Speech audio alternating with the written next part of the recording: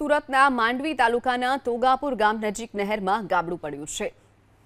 કાંકરાપાર જમણા કાંઠાની મુખ્ય નહેરમાં ગાબડું પડતા આસપાસના વિસ્તારોમાં પાણી ફરી વળ્યા છે। રાત્રે 2:30 વાગ્યાની આસપાસ આ ઘટના બની।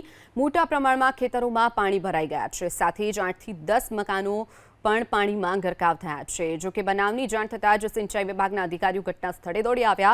રાત્રે જ કેનાલમાં પાણી બંધ કરી દેવામાં આવ્યું। જો કે કેનાલની હાલત ખૂબ જ ખરાબ છે અને કેનાલની સ્થિતિ જોતા હજુ પણ વધુ ગાબડા પડે તેવી પણ અનુમાન લગાવવામાં આવી રહ્યું છે। વર્ષ 1957માં કેનાલ બનાવવામાં આવી હતી।